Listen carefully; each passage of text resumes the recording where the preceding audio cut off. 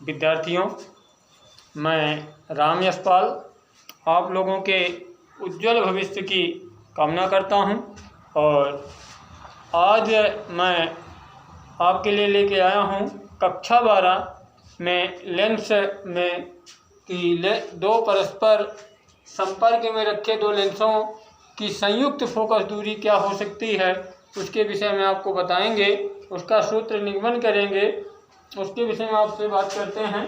तो आपको बताते हैं, मान लीजिए दो लेंस रखे हैं उत्तल लेंस, माना दो उत्तल लेंस L1 और L2, पहला वाला L1 है, दूसरा L2।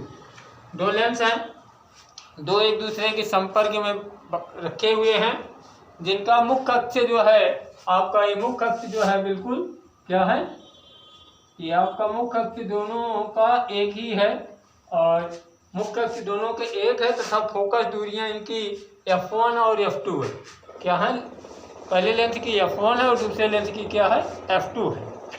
और वायु में रखे हुए हैं, एक दूसरे से सटा करके दूसरे के संपर्क में रख करके एक वस्तु बिंदु O पर रखी है। कहाँ पर, ये वस्तु है बिंदु O पर, यहाँ पर रखी हुई है। तो मुख्य अक्ष पर पहले लेंस L1 के सामने U दूरी पर रखी है।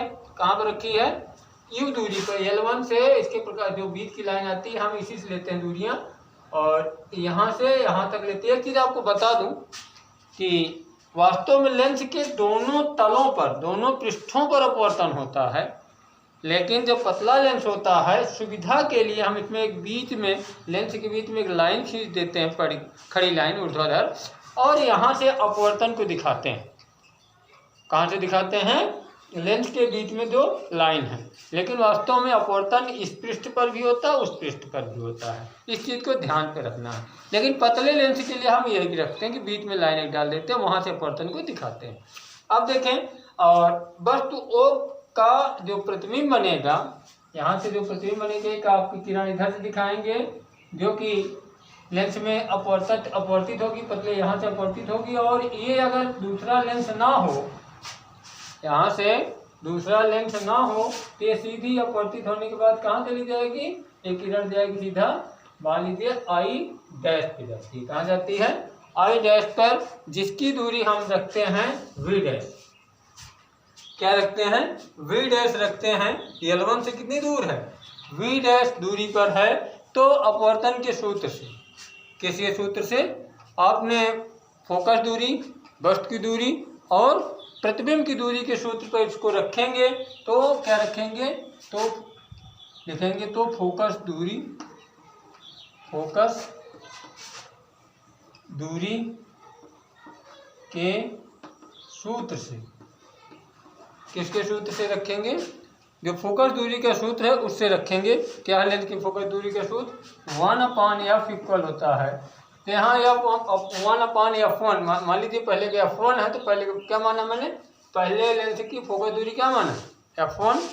तो F1/f1 इक्वल होगा 1/v dash, 1/b minus u होता है ना। तो क्योंकि यहाँ पर आपका v क्या है, v डैश है, तो यहाँ पर हम क्या लिखेंगे, v डैश माइनस 1/u। ये आपका इक्वेशन नंबर 1 क्या है, इक्वेशन नंबर 1 बन गया है, ठीक है। और प्रतिबिंब I जो है दूसरे लेंस L2 के लिए, किसके लिए, L2 के लिए आभासी वस्तु को काट करता है। इसको लिख लेते हैं, क्या कहते हैं, क्या, प्रतिबिंब I, प्रतिबिंब I दूसरे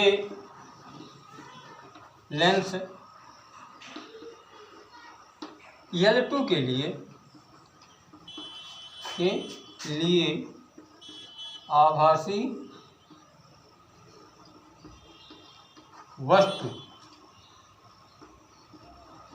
का कार्य करेगा। किस चीज़ का कार्य करेगा, आभासी वस्तु का कार्य करेगा। अतः दूसरे लेंस के लिए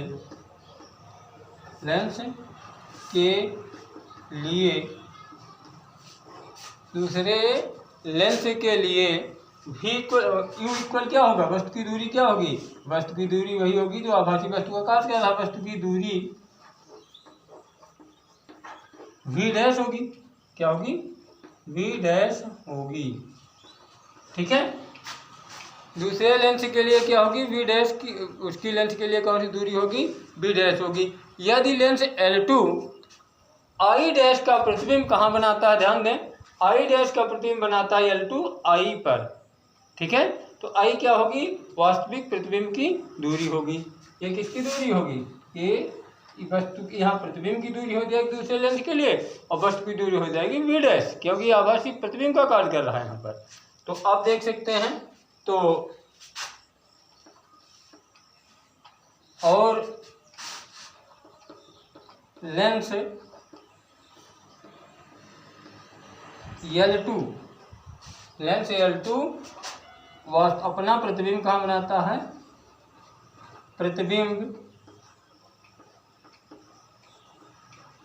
अपना प्रतिबिंब I पर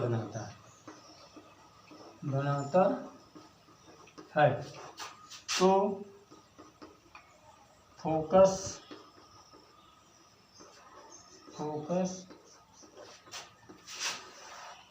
दूरी के सूत्र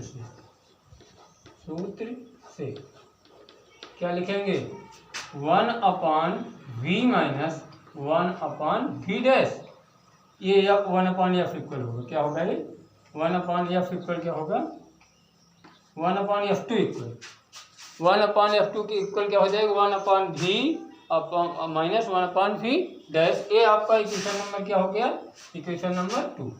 अब इक्वेशन नंबर 1 को और इक्वेशन नंबर 2 को जोड़ते हैं। माना दोनों की संयुक्त फोकस दूरी f है, क्या है, दोनों की संयुक्त फोकस दूरी, दोनों को जोड़ दिया जाए तब इनकी फोकस दूरी क्या बनती है, दोनों लेंसों को जोड़ करके लेंस, माना संयुक्त फोकस दूरी f, कैपिटल F क्या है, कैपिटल F।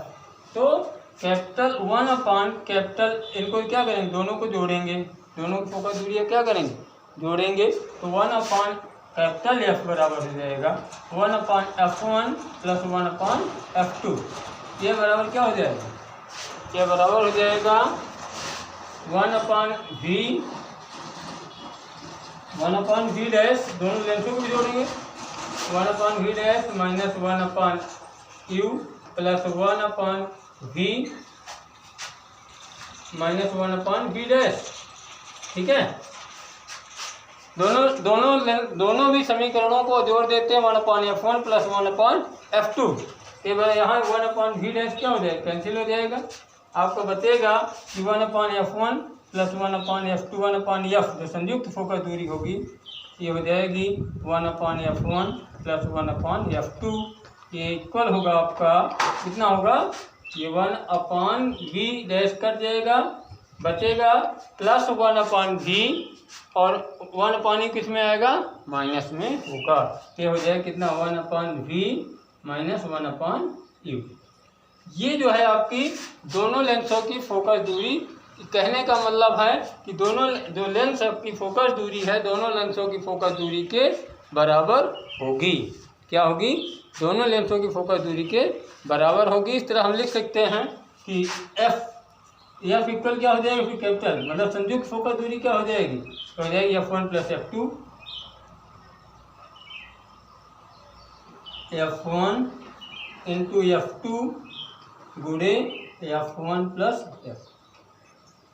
दोनों की फोकस दूरी क्या होगी, संयुक्त फोकस दूरी f1 इंटू f2। देखें इसको जोड़ेंगे हम तो क्या हो जाएगा, f1 f2 नीचे होगा और ऊपर इससे गुणा होगा और इसका इससे गुणा होगा, f1 plus f2 upon f1 गुणे f2। फिर इसका इन्वर्स कर देंगे, क्या कर देंगे, इन्वर्स कर देंगे तो क्या आ जाएगा, f1 गुणे f2 upon f1 plus f2।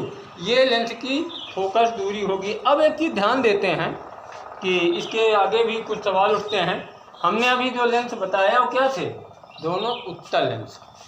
क्या हैं, दोनों उत्तल लेंस हैं। अगर एक लेंस इसमें से अवतल रख दिया जाए तब फोकस दूरी पर क्या असर आएगा, अगर उसमें से एक लेंस क्या रखा जाए, उत्तल लेंस रखा जाए, तो संयुक्त फोकस दूरी क्या होगी। इसके लिए भी हम समझ लेते हैं, थोड़ा मिटा देते हैं यहाँ पर, इसको समझ लें इकट्ठे तो ज़्यादा अच्छा होगा। देखें, यदि एक लेंस क्या हो, यदि एक उत्तल लेंस तथा दूसरा क्या हो, दूसरा अवतल हो, तब ऐसी स्थिति में क्या होगा, माना उत्तल की फोकस दूरी f1 है, उत्तल लेंस की फोकस दूरी f1 है, तथा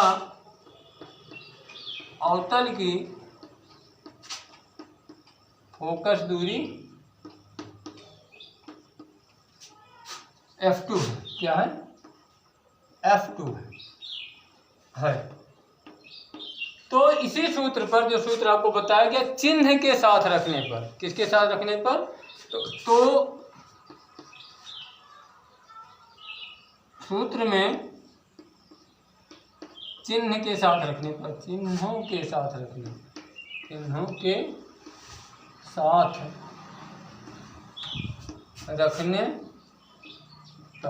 अब हम रखते हैं, देखते हैं क्या आता है। देखें, ये संयुक्त फोकस दूरी कैपिटल 1/f इक्वल होगी 1/f1 प्लस, क्योंकि अवतल लेंस की फोकस दूरी माइनस में नापी जाती है, किस में नापी जाती है, माइनस में नापी जाती है। तब इस स्थिति में क्या होगा, 1/-f2, तो इक्वल हो जाएगा आपका 1/f1 माइनस 1/f2। ये इसको हम जोड़ते हैं तो आएगा 1/F मतलब संयुक्त फोकस दूरी इक्वल हो जाएगा, ये हो जाएगा, इसको जोड़ दें, क्या होगा, जोड़ने पर आएगा, नीचे होगा f1, लिख देते हैं, नीचे इसका एलसीएम आएगा f1 इंटू f2, ठीक है, और इसका इससे मल्टीप्लाई होगा f2 माइनस f1, ठीक है, या f इक्वल कैपिटल F संयुक्त फोकस दूरी का, F इक्वल होगा आपका f1 into f2 minus f1। इसमें एक चीज देखें, आप देखने पर आपको मिलेगा, यदि f2 is greater than f1, f2 is greater than f1, तो कैपिटल F क्या होगा, कैपिटल F धनात्मक होगा कि ऋणात्मक होगा, f2 अगर बड़ा है तो कैपिटल F क्या होगा, धनात्मक होगा, क्यों भाई, ये प्लस में होगा, ये बड़ा होगा तो प्लस में उत्तर रहेगा, और f2 क्या होगा, धनात्मक होगा। धनात्मक होगा तो कहने का मतलब संयुक्त फोकस दूरी उत्तल लेंस की तरह व्यवहार करेगी, किस तरह व्यवहार करेगी, उत्तल लेंस। अगर अवतल लेंस की फोकस दूरी बड़ी होगी तो लेंस किस तरह व्यवहार करेगा, मतलब उत्तल लेंस की तरह व्यवहार करेगा। और f2 is smaller than f1, तो कैपिटल F क्या होगा, कैपिटल F ऋणात्मक होगा, क्या होगा, ऋणात्मक होगा, कैपिटल F क्या होगा, ऋणात्मक होगा। कहने मतलब जो संयुक्त फोकस दूरी होगी वो क्या होगी, ऋणात्मक होगी। और ऐसी स्थिति में आप देखेंगे कि लेंस किस तरह, ऋणात्मक फोकस दूरी किसकी होती है, अवतल लेंस की। लेंस किस तरह काम करेगा, अवतल लेंस की तरह व्यवहार करेगा, मतलब उत्तल लेंस की अगर फोकस दूरी ज़्यादा होगी तो लेंस अवतल लेंस की तरह कार्य करने लगेगा। दूसरी चीज, तीसरी की स्थिति और यह होगी, यदि f2 इज इक्वल f1, तो क्या होगा, तो दोनों जीरो हो जाएगा और फोकस दूरी अनंत हो जाएगी, तो f क्या हो जाएगा, तो f इक्वल इनफाइनाइट। और इनफाइनाइट फोकस दूरी किसकी होती है? ऐसा लेंस जिसकी दोनों प्लेटें समतल हों, गोलीय ना हों। कहने मतलब वो कांच की एक या फिर उसी पारदर्शी माध्यम की एक पट्टी हो। ठीक है, आज के दिन बस इतना ही। आगे आपको बताया जाता रहेगा।